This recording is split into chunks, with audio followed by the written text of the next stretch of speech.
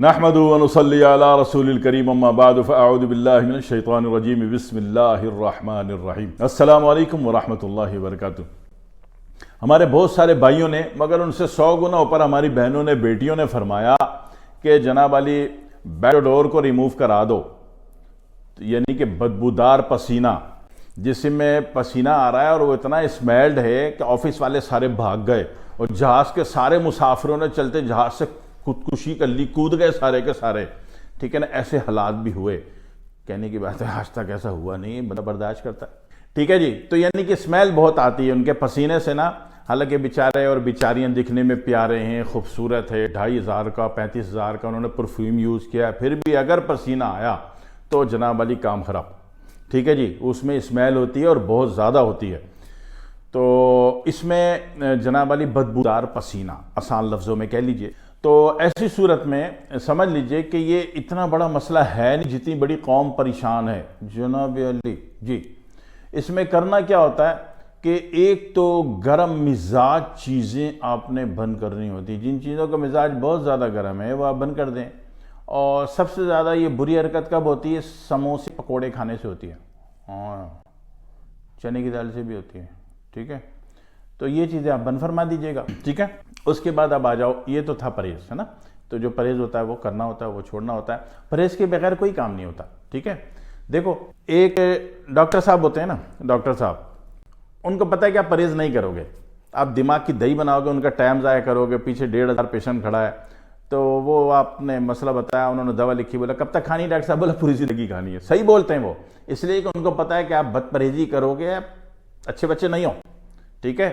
تو دیگر جو معالج ہوتے ہیں، ہربل معالج ہوتے ہیں، دیگر لوگ ہوتے ہیں، وہ کہتے ہیں بھائی پرہیز کر لو تاکہ چیز خارج ہو جائے اور آپ ٹھیک ہو جاؤ، ہے نا۔ تو ڈاکٹر صاحب بھی اپنی جگہ بالکل ٹھیک ہیں اور معالج صاحب بھی اپنی جگہ بالکل ٹھیک ہیں، اور صحیح معنوں میں ٹھیک آپ نے ہونا ہے، آپ نے، ٹھیک ہے، اچھا بچہ آپ کو بننا ہے، ہاں جی صحیح ہے۔ تو ایسی صورت میں سب سے پہلے پرہیز میں کیا بتایا کہ سموسے پکوڑے جیسی چیزیں، تلی چھنی جیسی چیزیں بالکل بند۔ میں کہنا تو نہیں چاہیے، اتنی محبت سے کھا لیتے، جو پوریاں کھاتے ہو نا صبح، خصوصاً اتوار والے دن جو پوریاں کھاتے ہو نا، یہ اچھی چیز نہیں ہوتی، ٹھیک ہے۔ اتوار کے دن آپ بیگمات کو چھٹی دیتے ہو کام کی کہ بھئی بیگم آج اتوار ہے، آج تم نے کام نہیں کرنا، ٹھیک ہے نا، بیگم کی چھٹی بھی دیا کرو نا، اتوار والے دن کام نہیں لیا کرو، تو بھائی ڈبل روٹی لے آؤ، ڈبل روٹی لے آؤ جناب، انڈے ڈبل روٹی، جام جیلی مارملیٹ کر کے گرم چائے بنا کے ناشتہ کر لو، ٹھیک ہے، صحیح ہے نا۔ تو اسی طرح کوئی مہمان آئے تو وہ بھی بیگم پہ متھے نہیں مارنا، مہمان کو ڈیل کرے گی یا بیگم تمہارے کچن میں گھس کے وہ چولہے میں کھڑی رہے گی؟ مہمان آئے تو بازار سے بنی بنائی بریانی لے آؤ، قورمے لے آؤ، نہاری لے آؤ، روٹی لے آؤ اور بڑی سی کولڈ ڈرنک لے آؤ، مہمانوں کو دے دو۔ بیگم کی جان چھوڑو، تھوڑی سی چھٹی دیا کرو بیگم کو، عید والے دن چھٹی دو اس کو، ضروری بیگم صبح سیوئی پکانے کھڑی ہو گئی، ٹھیک ہے بھائی۔ تو بیگمات کی چھٹی کا بھی خیال رکھو، بھی انسان کی بچی ہوتی ہے، کسی کی بیٹی ہوتی ہے، صحیح ہے۔ تو یہ جو پوریاں کھا رہے ہو نا اتوار والے دن اور عام ڈیلی، یہ تھوڑا اچھا کام نہیں ہے، اسے بیڈ اسمیل آئے گی، ٹھیک ہے، علاج کرتے پھرو گے خائی مخامے، اور اس سے دیگر امراض بھی پیدا ہوتے ہیں، جگر کا تو بیڑا گرک ہو جاتا ہے یہ تلی چھنی چیزیں کھانے سے۔ تو یہ آپ نے احتیاط کرنی ہے بھائی صاحب، توبہ کرنی ہے ان چیزوں سے۔ دوسرا کام آپ نے یہ کرنا ہے کہ جب بھی آپ نہا رہے ہوں، نہانے سے پہلے ایک واٹر اسپرے باٹل لے لو، ½ لیٹر والی لے لو، اس میں ایک بڑا لیمو نچوڑو اور نہانے سے 5 منٹ پہلے جتنا بھی انڈر آرم ایریا ہے اس میں لیمو والے پانی کا اسپرے مار دو، ٹھیک ہے، 5 منٹ پہلے۔ ایک بہترین طریقہ، لیمو آپ کے پاس نہیں ہے، ہوتا تو سب کے پاس ہے، مہنگا پڑتا ہے، تو سستا کام کرنا ہے تو پسی ہوئی پھٹکری آپ کے پاس ہونی چاہیے سفید والی، ٹھیک ہے۔ اس کی ایک بڑی چٹکی چائے کا ½ چمچ 1 لیٹر ½ لیٹر پانی میں ڈال کے ہلا لو اس کو، ٹھیک ہے نا۔ پرانے زمانے میں جو ہیئر ڈریسر ہوتے تھے نا، جن کو نائی کہا جاتا تھا، ان کے پاس ہوتی تھی یہ بوتل۔ آج کل تو اتنا بڑا پھٹکری کا ٹکڑا ڈائریکٹ منہ پہ مل دیتے ہیں، وہ پہلے پانی میں حل کر کے رکھتے تھے، تو وہ جناب علی اس کا اسپرے مار لو۔ ایک طریقہ تو یہ، اس کے بعد نہا لو جا کے، ہے نا، ایک طریقہ۔ دوسرا طریقہ یہ کہ آپ جب بھی نہاؤ تو اس میں 1 چمچ ٹیبل وینیگر ڈال دو، سرکہ ڈال دو پانی میں، صحیح ہے۔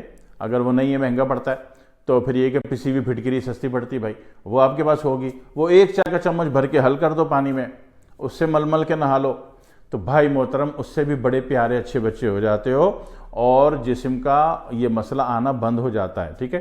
دوسری بات یہ کہ یہ جو آ رہا ہے نا، یہ اسمیل آ رہی ہے، یہ اسمیل ہے کون سا نمبر؟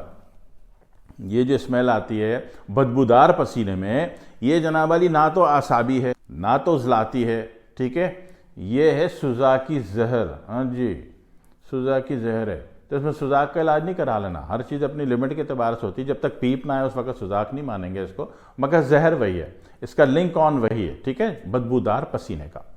تو اس کا جو آسان علاج ہے وہ یہی ہے کہ جناب علی آپ نے یا تو لیمو کا اسپرے مار لیا پہلے, اور یا پھر پھٹکری کا اسپرے مار لیا, جتنا بھی انڈر آرم ایریا ہے بس وہاں پہ مار رہے ہیں نا, مین پسینہ تو وہیں سے خارج ہوتا ہے. اور یا پھر یہ ہے کہ نہاتے وقت بالٹی میں آپ نے ایک بڑا چمچ سرکہ ڈال دیا, یا آپ نے 2 لیمو نچوڑ کے ڈال دیے. چھنی رکھ کے لیمو نچوڑنا, پتہ چلا نہانے میں دیکھو کہ بیج منہ میں آ رہے ہیں, عجیب سی بات ہو جائے گی, ٹھیک ہے.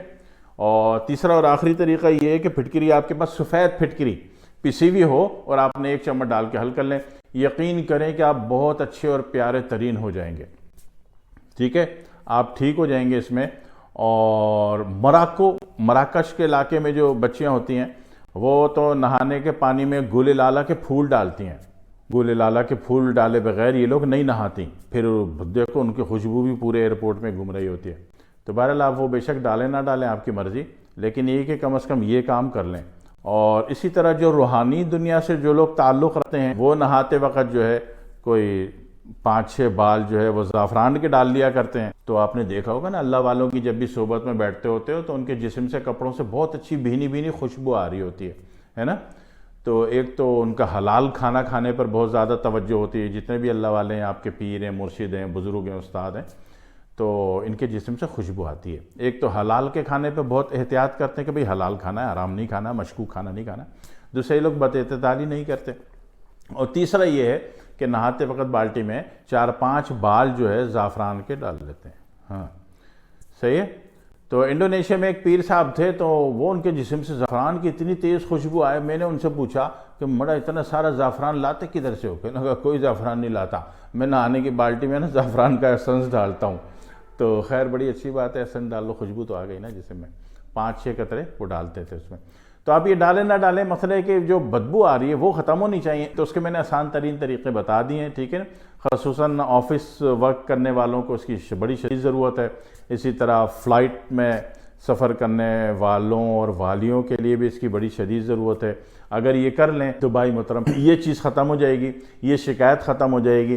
اور دوسری ایک آخری بات یہ ہے کہ پانی کے پینے میں بڑی کثرت کر دیں آپ, ٹھیک ہے. پانی پینے میں کثرت کرنے سے کیا ہوتا ہے کہ کسی بھی مسئلے میں, کسی بھی بیماری میں, کسی بھی تکلیف میں اس یونٹ کی دھلائی اچھی ہو جاتی ہے. تو پھر جو آپ علاج کر رہے ہو اس کا رزلٹ بہت اچھا بن جاتا ہے, ٹھیک ہے. جب رزلٹ اچھا بن جائے, دل خوش ہو جائے, پھر دعا میں یاد رکھیے گا. والسلام علیکم ورحمۃ اللہ وبرکاتہ.